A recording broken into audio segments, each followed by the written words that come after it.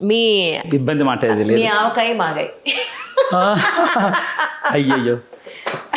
మగవాళ్ళు వంట చేస్తే చాలా కష్టం అండి. ఓ పట్టాను మెప్పించలేము, అస్సలు మెప్పించలేము. ఇది ఇందులో తక్కువైంది, అది ఎక్కువైంది అంటారు. అందుకని ఎలా ఉందో టేస్ట్ చూసి చెప్పండి. బ్రహ్మాండంగా. కానీ మీరు అమ్మ చేసింది, నేను చేసింది కాదు. అయితే ఇంకా బ్రహ్మాండంగా నాకు ఆవకాయ మాగాలు పెట్టేంత ఇంకా రాలేదు, చేయి తిరగల. అక్క అంత అవసరం కూడా లేదు. అమ్మ చేతి అమృతం అందుతుంది చెప్పి మనమేం చేయక్క. అంతే. తర్వాత కానీ మీరు మంచి పని చేశారు. ఇది మీ దగ్గర పెట్టుకున్నారు కనుక ఇంటర్వ్యూ ఇంత బాగా జరిగింది. లేకపోయింటే ఇక్కడే ఉండే దృష్టి. అవునా? నిజం నిజం, కరెక్ట్. కానీ మీ వంటలు మీలానే, మీ భాషలాగానే, మీ ఆహార్యంలాగానే, మీ ప్రేమాభిమానంలాగా, మీ నవ్వులాగా ఎంతో స్వచ్ఛం, అద్భుతం. భగవంతుడు మీకు ఇంకా ఎంతో మంచి అవకాశాలు ఇస్తాడు, ఇంకా ఎంతో గొప్ప జీవితాన్ని మీకు అందిస్తాడు. 4 మీద మచ్చలు ఉన్నాయి, మీరు మర్చిపోకండి. తప్పకుండా, అసలు మర్చిపోలేదు లేదు. అలాగే నేను నా అభిమానులందరికీ, అలాగే సిగ్నేచర్ స్టూడియో వీక్షిస్తున్న అభిమాన ప్రేక్షకులందరికీ కూడా నా హృదయపూర్వక ధన్యవాదాలు తెలియజేసుకుంటున్నాను. వెట్రివేలు మురుగనక్ అరోహర. అలాగే మంచి అది అది పడ అది పడాలి. అవును, వెట్రివేలు మురుగనక్ అరోహర. అప్పుడు నేను ఏవైతే కోల్పోయానో కళారూపంగా అవన్నీ కూడా ఇప్పుడు నేను చేరువవుతాను. కథలో రాస్తున్నాను. ఎప్పుడైనా నా కథలో మీరు నటిస్తారా? అయ్యో, మీ దయ నా ప్రాప్తం. అయ్యయ్యో, మీరు ఎప్పుడైనా చెప్పండి, తప్పకుండా. తప్పకుండా ఒక మంచి కథను. మీరు రాజమండ్రి రమ్మంటే రాజమండ్రి వస్తాను అనుకోండి, డౌటే లేదు. తప్పకుండా. ఇప్పుడు 2 విషయాలు మర్చిపోయాను. ఒకటి, నేను ఒక తమిళ పాట ఒకటి విన్నాను, అద్భుతంగా పాడారు. అది మీరు ఇయర్ ఫోన్స్ పెట్టుకుని మైక్ ముందు పాడారు. అవునవును. అది మా కోసం చిన్న 2 లైన్లైనా ఒకసారి. ఎందుకు అంటే వినాలనుకుంటారు, మీ టాలెంట్ని పూర్తి స్థాయిలో వాళ్ళు చూడాలి అనుకుంటారు కాబట్టి. అది ఒకటి. రెండోది, ఎన్నో సమస్యలు, ఎన్నో రకాలైన పుట్టుకలు, ఎన్నో రకాలైన చావులు. మనిషి పుట్టిన తర్వాత భగవంతుడికి కొద్దో గొప్ప కాస్త నమ్మి, ఆ భక్తిలో కొంచెమన్నా వాళ్ళ జీవితంలో కొద్దో గొప్ప అలవాటు చేసుకుంటే, ఒక సింపుల్గా అయినా సరే. కొంతమంది అంటారు పంచాక్షరి మంత్రం ఎంతో అద్భుతంగా మీరు చేయొచ్చు, ఎక్కడ కూర్చుంటే అక్కడ ప్రశాంతంగా ఒక ఇన్నిసార్లు, 12 సార్లు 11 సార్లు అనుకోండి, కొద్దో గొప్ప మీకు ఏదైనా మంచి జరుగుతుంది అని చెప్పని. ఇన్నాళ్ళు మీరు భగవంతుడికి ఇంత దగ్గరగా కైంకర్యాలు చేస్తూ ఉన్నారు. ఒక సింపుల్గా ఏదైనా వాళ్ళ జీవన విధానంలో ఒకటి మార్చుకోవడానికో, మంచి జరగడానికో సింపుల్గా ఏదైనా చెప్తే, ఈ 2 విషయాలు చాలు. చెప్తాను. చాలా మంచి ప్రశ్న మీరు వేశారు. నేను ఎప్పుడు అదే చెప్తూ ఉంటాను. ముందు రెండో ప్రశ్నకు సమాధానం చెప్పేస్తాను. తప్పకుండా. పండిత పూజ, పామర పూజ అని 2 ఉంటాయండి. పండిత పూజ అంటే నీకు విధి విధానాలన్నీ తెలుసు, వరుస క్రమంలో ఎలా చేయాలో తెలుసు, తప్పొప్పులు ఏమిటో కూడా నీకు తెలుసు. ఆ విధంగా చేసుకుని వెళ్ళిపోతూ ఉంటారు. అది కూడా భగవంతుడు దాని పరిగణలోకి తీసుకుంటాడు. కానీ నీకు విధానం తెలియదు. నీకు తెలిసిందల్లా నమ్మకమే. నీకు ఏది మొదలు పెట్టాలి, ఏది ముందు చేయాలి, ఏది వెనక చేయాలి, ఏది నైవేద్యం ఎలా చేసుకోవాలి నీకు తెలియదు. కానీ నీ మనసులో ఏంటంటే నువ్వు ఉన్నావు, నేను పిలుస్తున్నాను, నీకు అది చేరుతోంది అన్న ఒక్క విశ్వాసం తప్పేం లేదు. ఇది పామర పూజా విధానం. నువ్వు చేసేది తప్పు అని చెప్పడానికి కూడా మనకి సరిపోం. ఎందుకంటే అందిపుచ్చుకునేవాడు వాడు, సర్వేశ్వరుడు. కాబట్టి నేను ఎప్పుడు ఎవరికైనా చెప్పినా నేను పామర పూజా విధానాన్ని చెప్తాను, పండిత పూజా విధానాన్ని చెప్పను. ఎందుకంటే నేను ఎక్కువ నా విధానం అది. కాబట్టి 2 భగవద్యోగ్యమే. ఒకటి ఏది తక్కువేం కాదు.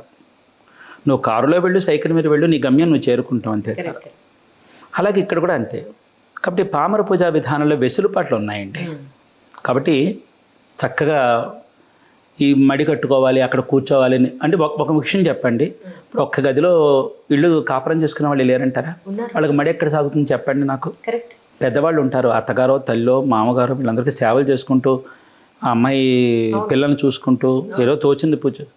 వాళ్ళకి ఎలాగండి? వాళ్ళ మలమూత్రాలు కూడా క్లీన్ చేస్తూ. తప్పదండి, తప్పదు. అందుకే నేనేం చెప్తానంటే, నువ్వు మనసులో చదువుకో, నువ్వు తప్ప నాకు వేరే గతి లేదు, నాకు నువ్వే ఆధారం మురుగా అని అంటే ఆయన కరుణించకపోతాడు. మాట మంత్రం కాకుండా పోతుంది. మాటే మంత్రం కదండి మరి. కాబట్టి మాటను మంత్రంగా చేసుకుని మనసుని ఒక ఆసనం కింద వేసుకుని నువ్వు నీ చేసే సేవే పూజ కింద భావించుకుని నీ కర్తవ్యాలు నువ్వు చేసుకుంటూ వెళ్ళిపో.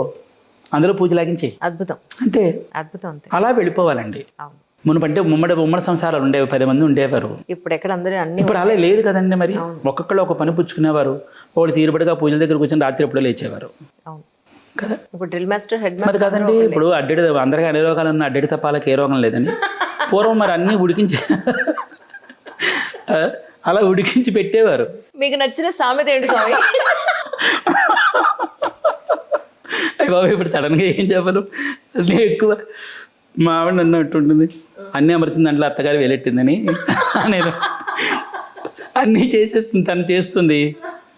ఉండి ఇదొకటి నేను వేస్తానని చెప్పి వేస్తానమాట. ఇది వేయడానికి వచ్చారా మీరు? ఇప్పుడు ఇదొకటి ఎవరు చేశారని చెప్తారా? మీరు చేశారని చెప్పడం కోసం అందులో చేయబెట్టారా? అన్నీ అమర్చిందంటే అత్తయ్య పాప నా వంటలు చూసిన మా వాళ్ళందరూ ఇదేమిట్రా ఇది నువ్వే చేసావా అని అడుగుతూ ఉంటారు. పాప మా ఆవిడ మావిలో అనుకున్నానా ఇప్పుడు చెప్పుకోవాలి, కాదు కాదు ఇది నేనేనని. కానీ చెప్పినా నమ్మరు కదా. అవును కదా, అది ఆవిడ పరిస్థితి. అది ఉండాలి కదండి, ఏడిపించాలి కదండి. అవును కదా. అందుకని భగవంతుడి ఆరాధన విషయంలో వెసులుబాటు ఉండాలండి. వెసులుబాట్లు అయితే కుదరదండి. ఇప్పుడు కాళ్ళు ఓపిక లేని వాళ్ళు ఉంటారు. పిల్లల్ని పంపించాలి, భర్తని పంపించాలి, తన ఇంట్లో చూసుకోవాలి. మనసుతో చేసి నుంచం చేస్తావో, నడుచుకుంటూ వెళతావో, ఎరువు చేసి నీకు మడి సాగితే సాగిపోతుంది, లేకపోతే లేదు. ఇది ఉండాలండి. మనసులో నిష్కల్మషత ఉంటే చాలు. నేను దాన్నే ఎక్కువ ప్రాధాన్యత ఇస్తాను. సాగుబడి అయిందనుకో చక్కగా మడి ఆచారంతో వరుస క్రమంతో చేసుకో, పర్వాలేదు. నామం చాలా ముఖ్యమండి, నమ్మకం చాలా ముఖ్యం. గంటల తరబడి పూజా మందిరం దగ్గర కూర్చోవాలని ఉందండి. నిజం నిజం, 100% కరెక్ట్. ప్రేమపూర్వకంగా పెట్టచ్చు. 2 ఇడ్లీలు కొనుక్కుని ఇదిగో నాయన తినంటే అది మహానైవేద్యం కాదంటారు. అంతే కదా, నిజం నిజం. అయిపోయింది, అంతే విధానం. అది మరి రెండోది ఇప్పుడు చెప్పేస్తా. అది తిరుపుగళ్ళు అంటారు. మనకు అన్నమాచార్య స్వామి కీర్తనలు, శ్రీ మహావిష్ణువు వారికి అంటే వెంకటేశ్వర స్వామికి ఏ విధంగా కైంకర్యమో, రామదాస్ వారు, త్యాగరాజస్వామి వారు వీళ్ళందరూ వాగ్గేయకారులు ఎలా ఉన్నారో, సుబ్రహ్మణ్య స్వామి యొక్క ఆరాధనలో తిరుపుగళ్ అని పిలుస్తారు. తిరు అంటే మురుగరు, పుగళ్ అంటే కీర్తించడం. స్వామిని కీర్తిస్తూ పాడినటువంటి వాళ్ళు ఎవరంటే తిరువన్నామలలో పుట్టినటువంటి అరుణగిరినాథర్ అని పిలువబడేటటువంటి భక్తుడు అన్నమాట. వారి జీవితం చాలా విలాసవంతంగా ఉండేది. అవునండి, అసలు వారి జీవితం విలాసవంతమైన జీవితం. కథారూపంగా తర్వాత ఒకానొక సందర్భంలో వారిని స్వామి సుబ్రహ్మణ్యేశ్వరుడు కరుణించి నాలుక మీద శక్తి శూలాయుధంతో బీజాక్షరాలు రాసి ఆయన ఒక గొప్ప వాగ్గేకారుని చేసేశారు, ఒక జ్ఞానిని చేసేశాడు సుబ్రహ్మణ్యేశ్వరుడు. అందుకే మీరు తిరువన్నామలై వెళితే సుమ్మాయిరు మండపం అని ఒకటి ఉంటుంది. సుమ్మాయిరు అంటే మాట్లాడకుండా మౌనంగా కూర్చొని దాని అర్థం అన్నమాట. సుమ్మాయిరు మండపం, దాన్ని అమ్మా మండపం అని కూడా పిలుస్తారు. అక్కడ కూర్చొని ధ్యానం చేస్తారు భక్తులు. అక్కడ సుబ్రహ్మణ్య స్వామి అరుణగిరినాథర్కి నాలుగు మీద బీజాక్షరాలు రాసి ఏది ఇప్పుడు పాడు అన్నారు. నేనేం పాడను, అసలు నిన్ను తలిచింది లేదు, నిన్ను కొలిచింది లేదు, అది భక్తివంతమైన జీవితం కాదు. నేను శరీరం అంతా కూడా విలాసవంతంగా భోగాలతో బతికిన జీవితం అంటే ఒకటే అన్నారు, ఇది నీకు పునర్జన్మ. ఇప్పుడే పుట్టినటువంటి బిడ్డ కాస్త మాటలు వస్తున్నప్పుడు ముద్దుగా మాట్లాడుతుంటే ఆ తల్లిదండ్రులకు ఎంత ఆనందంగా ఉంటుందో, ఇప్పుడిప్పుడే మాటలు వస్తున్నట్టుగా పాడు. ఏమని పాడమంటావు అంటే ముత్తాహ పాడు అన్నారనమాట. అంటే ముద్దుగా పాడు అన్నారు. ఆయన చేత వచ్చినటువంటి మొట్టమొదటి పాట ఈ తిరుపుగళ్ళు అన్నమాట. అదేంటంటే వెట్రివేల్ మురుగనక్ అరోఘరా ముత్తైతొరు బత్తి తిరునగయత్తి కిరశక్తి చరవణ ముత్తి కొరువిత్తు గురు పరయన బోధం முக்கட்பரமர்க்கு சுருதியன் முற்பட்டது கற்பி திருவரும் 30 வர்க்கத்தமரரு மடிப்பேண 10 தலதத்தக்கண தொடு ஒற்றை கிரிமத்தை பொருதொரு பட்ட பகல் வட்டத்திகிரியில் இரவாக பத்தருக்கிற தத்தை கடுவிய பச்சை புயல் மெச்ச தகு பொருள் பக்ஷத்தொடு ரட்சித்தருள்வதும் ஒரு நாளே. సంగీతం నేర్చుకున్నారా మీరు? మరి గమకాలలా మురుగరు బా అద్భుతం అండి నిజంగా. సంగీతంలో కూడా వెళ్ళానే కానీ అక్కడ పూర్తిగా నిలబడలేకపోయాను. అంటే కారణాలన్నీ ఎలా ఉంటాయంటే ఈ ప్రోత్సాహం ఉండాలండి. ఇప్పుడు అవన్నీ పోగా మళ్ళీ ఇప్పుడు ఆ పాటను మళ్ళీ చక్కగా మీరు ప్రొఫెషనల్గా పాడారు. మైక్ ముందు చక్కగా ఇయర్ ఫోన్స్ పెట్టుకుని రికార్డ్ చేసి యూట్యూబ్లో ఎన్ని వ్యూస్ వచ్చాయి అనుకున్నారు కదా, అద్భుతం. అప్పుడు ఆ పాట ఇది మొట్టమొదటి తిరుపుగళ్ళు. నేను అక్కడ పాడింది మరొక తిరుపుగళ్ళు. అదేంటంటేను పిరవి అలయ ఆట్రిన్ పుగుదాదే பிறக்குறதி மார்க்கமுற்றலையாதே உருது குருவாக்கிய பொருளாலே உனது பத காட்சியைத் தருவாயே அருஷமய சாத்திரப் பொருளோனே அறிவுளறிவார்க்கு குணக்கடலோனே குருமுனிவனே துமுத்தமிழோனே குமரகுரு கார்த்திகை பெருமாளே குமரகுரு கார்த்திகை பெருமாளே குமரகுரு கார்த்திகை பெருமாளே பெருமாளே பெருமாளே. வெற்றிவேல் முருகனுக்கு அரோகர, கந்தவேல் முருகனுக்கு அரோகர, జ్ఞానవేల్ మురుగనకు అరోగర. ఇది నేనే కట్టుకున్న బాణి. చాలా బాగుంది ఈ బాణి నేను కట్టుకున్నా. అద్భుతంగా అది అది ఎవరైనా ఎన్నో ఏళ్ళ నుంచి పాడుతున్నారేమో అదే రాగంలో అన్నట్టుంది. అది ఎంత మురుగరు దయండి. నావిలి సరస్వతి నట్టుణయాగ అని ఒక పదం ఉంది. మురుగర్ అనుగ్రహం ఉంటే మగవాడు కూడా మాట్లాడతాడండి. అదండి మురుగర్ అంటే. మన తెలుగు వాళ్ళకి మురుగర్ గురించి చాలా చెప్పాలండి. ఆ ప్రయత్నం చేస్తున్నాను. కానీ ఆ ప్రయత్నం అంటే మన తెలుగు రాష్ట్రాల్లో, మీరు ఉభయ తెలుగు రాష్ట్రాల్లో సుబ్రహ్మణ్య స్వామి ఆరాధన కొంచెం తక్కువగానే ఉందని చెప్పాలి మిగతా రాష్ట్రాలతో, దక్షిణాది. దానికి గల కారణం ఏమిటనే దానికంటే కూడా నేను అనుకుంటూ ఉంటాను, ఈయనకి మడి ఎక్కువ, నిష్ఠ ఎక్కువ, ఆచారం ఎక్కువ. ఈయన దగ్గర ఏమైనా మనం సరిగ్గా చెయ్యకపోతే ఏమైపోతుందో భయం. ఆ భయం చేత చాలామంది వెనక్కి వెళ్ళిపోయి ఉంటారేమో అని అనుకుంటున్నాను నేను. కానీ అది లేదండి. మురుగర్ என்றால் என்ன என்றால் அன்பு. அன்பு అంటే తమిళంలో ప్రేమ. అన్బు ఎంగ ఇరుపదో మురుగర్ అంగదా ఇరుపారు. మురుగర్ ఎక్కడ ప్రేమ ఉంటుందో అక్కడ మురుగర్ ఉంటారు. కల్మషం లేని ప్రేమ, ఆదరణ, అక్కడే ఉంటారు మురుగరు. మురుగర్ని ఇల్లాబట్టాలు మూవలగా మెల్లై. మురుగరే లేకపోతే ముల్లోకాలే లేవు. ఆయనకి మడి కాదండి, మనసు తెరిచి మురుగా నాకు నువ్వు తప్ప వేరే గతి లేదయ్యా, రావా నన్ను కాపాడమంటే ఏమిటిరా పిలిచో, ఏమిటి కావాలి నీకు అంటారు మురుగరు. అది మురుగరు అండి అనమాట. ఆయనకి మడి. ఆయన కోపం కాదండి. ఆయన కోపం ఎవరు చెప్పారండి? కోపం ఎవరి మీద? ఆయన పిల్లల మీద ఎవరైనా చెయ్యి ఎత్తితే కోపం, పిల్లల్ని నాశనం చేస్తే కోపం. పంది కూడా ఎగురుతుంది కదండి పిల్లల మీద పెడితే, కుక్క కూడా ఎగురుతుంది కదండి. పెట్రవన్ నీ గురు పొరుపది ఉన్నకడన్, కన్న తండ్రివి నువ్వు, మేమందరం మీ బిడ్డలము, మా మీద ఎవరైనా చెయ్యెత్తితే నువ్వు ఊరుకుంటావు? ఈ కోపం వాళ్ళ మీద. మన వాళ్ళు ఏమనుకున్నారంటే మన మీద అనుకుంటున్నారు. చా మన మీద ఎందుకు ఉంటుంది? ఒకవేళ ఉన్న ఎక్కువ కాలం ఎందుకు ఉంటుంది? అందుకే అన్నాను చూశారు, ఇందాక అడిగిందల్లా ఇస్తాడు, అడిగినప్పుడల్లా ఇవ్వడు. తనకు ఉపమానం చెప్పనా? ఓ పిల్లాడు ఉన్నాడు, ఓ చంటి పిల్లాడు ఉన్నాడు. అమ్మ అమ్మ నాకు ఒక ఐస్ క్రీమ్ కావాలి అన్నాడు. ఇస్తానుంట్రా అంది. ఈలోగా వాడికి పడిసం పట్టింది. బయటికి తీసుకెళ్ళి అమ్మ ఐస్ క్రీమ్ కావాలంటారు. మీరు ఇస్తారా? ఇవ్వను కదా. ఇస్తే ఇంకా ఎక్కువ అవుతుంది, తగ్గిపోయింది వాడికి జ్వరం. బయటికి వెళ్ళారు. అప్పుడు వాడు అడగకుండా మీరు ఇస్తారు కదా, 1కి 2 ఇస్తారు కదా. ఇదే అడిగిందల్లా ఇవ్వడం, అడిగిందల్లా ఇస్తాడు, అడిగినప్పుడల్లా ఇవ్వడం. అది ఆయనకి ఏది ఇవ్వాలో ఆయనకి తెలుసండి. మహారాజా చక్రవర్తి వారికి మనం చెప్పాలంట లేదండి. శోధించి పాపారు వేలు మురుగన్. ఆయన శోధించినట్టుగా ఎవడో శోధించడండి. ఆయన 2 విధాలుగా ఆరాధన చేస్తారు.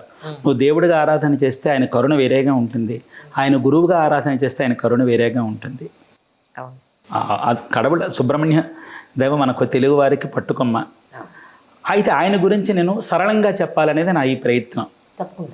చెప్పకపోతే మనం చాలా కోల్పోయామండి. సుబ్రహ్మణ్య ఆరాధన చాలా కోల్పోయామండి. అది నాకు బాధ అనిపిస్తుంది. అది కోల్పోయిన కనుక నేను మా ఇంట్లో మా ఆరాధన కట్టుకుని నేను ఆ ఆరాధనలో సంతోషపడుతున్నా. మరి మన తెలుగు జాతి, నేను ఎప్పుడో విన్నాను చాలా చిన్నప్పుడు, సుబ్రహ్మణ్యం హర హర సుబ్రహ్మణ్యం శివ శివ శివ. అప్పట్లో భజనలు అలా ఉండేవి. అవును, అదే ఇప్పటికీ గుర్తు. కానీ తర్వాత మళ్ళీ పెద్దగా ఇంకా కనిపించలే 30 ఏళ్ళు. లేదండి, మనకి చెప్తున్నా కదండి. నేను అనుకోవడం ఏంటంటే ఇది నా అంచనా వస్తుంది. ఈ భయం చేత మన తెలుగు వాళ్ళు కాస్త దూరం అయిపోయారేమో, దోషాలు అంటుకుంటాయేమో. అందులో సర్పరూపంలో ఉంటాడు కదా, మరి ఆ కోపం ఏమైనా వెంటాడుతుందో అన్న భయం చేత మన వాళ్ళు వెనుకాడిపోయారేమో. కానీ ఆయన అంటే ఇష్టం లేక కాదు, విశ్వాసం లేక కాదు. ఈ భయాన్ని పోగొట్టాలనేది నా ప్రయత్నం. తండ్రి అంటే భయం ఉండాలి, తండ్రి ప్రేమకు నోచుకోలేనంత భయం ఉండకూడదు కదా. అంతే కదా మరి. అదే కాబట్టి ఆయన కన్న తండ్రి, ఆయనకు కోపం లేదు. ఉన్నా మన మీద కాదు. నువ్వు ఎలా పిలిచినా పలుకుతాడు, నువ్వు ఎలా ఉన్నా పలుకుతాడు. ఆయన మన దక్షిణ భారతదేశపు భూమి మీద ఆయన ఇక్కడ ఉన్నాడు మాయా మానవ రూపంలో. ఇక్కడి నుంచి ఆయన వ్యవస్థ అంతా నడుస్తోంది. యావత్ జగత్ పరిపాలన అంతా కూడా మన దక్షిణ భారతదేశపు భూమి నుంచి ఆయన వ్యవస్థ అంతా నడిపిస్తున్నాడు. ఇక్కడే ఉన్నాడు మాయా మానవ రూపంలో, ప్రజల మధ్యన ఉన్నాడు అనమాట. వరుసముకు భక్తజన పరిపాలక అని పేరు అనమాట. ఆయన భక్తజన పరిపాలకుడుగా తాను కూడా ఇక్కడ మాయా మానవ రూపంలో ఉంటూ ఎవరైనా పిలిస్తే వెంటనే ఏమిట్రా పిలిచావు అని చెప్పడం కోసం ఆయన ఇక్కడ ఉంటూ ఇక్కడి నుంచి వ్యవస్థ నడిపిస్తున్నాడు. అందుకే దేవతలందరూ ఇక్కడికి వస్తారు. ఇప్పుడు మనం ఎవరి అడ్డలో ఉన్నాం? సుబ్రహ్మణ్య స్వామి అడ్డలో ఉన్నాం. మన నాయకుడు సుబ్రహ్మణ్యేశ్వరుడు. Correct correct. మన దక్షిణ భారతదేశపు గర్వించదగ్గ నాయకుడు అన్నమాట సుబ్రహ్మణ్యేశ్వరుడు. నిజం నిజం. ఇది అంత వ్యవస్థ అద్భుతం. మళ్ళీ చాలా ఏళ్ల తర్వాత సుబ్రహ్మణ్యేశ్వర స్వామి పేరు, ఆయన గురించి ఇంత అద్భుతం. చాలా ఉందమ్మా ఆయనకి. మనం ఎలా పిలిచినా పలుకుతాడు, ఎలా కొలిచినా పలుకుతాడు. నీ ఆచార వ్యవహారాల్లో లోపాలున్నా సర్దుకుంటాడు ఆయన. అవన్నీ ఆయన చూడ్డావు. ఎందుకని అడగరే? పాశం, కడుపు పాశం అండి, కన్న పాశం. అందుకే కంద షష్ఠి కవచం బాగా వర్ణిస్తుంది ఆయన గురించి. எத்தனை குறைகள் எத்தனை பிழைகள் எத்தனை எடியேன் எத்தனை செய்யும் பெற்றவர் నీ గురు పొరుప్పదు ఉన్కడన్ పెట్రవెళ్ళ కురమగళ్ళు పెట్రవళామే అని ఒక కవచంలో ఇది ఒక పెద్ద అనమాట. అంటే బాగా ఒక అలిసిపోయినటువంటి జీవితంలో అన్ని విధాల చితికిపోయి నలిగిపోయినటువంటి భక్తుడు సుబ్రహ్మణ్యుడి దగ్గరికి వచ్చి ఇలా అడుగుతున్నట్ట, గృహ ఎత్తనే కురైகள், నా జీవితంలో ఎన్నో కొరతలు ఉన్నాయి. ఎత్తనే పిழைகள், నా జీవితం అంతా నలిగిపోయింది, చితికిపోయింది, ఛిద్రమైపోయాను. కానీ నీ దగ్గరికి ఎందుకు వచ్చానో తెలిసిన? పెట్రవన్ నీ గురు పొరుపదు ఉన్కడన్. పెట్రవన్ అంటే కన్న తండ్రి.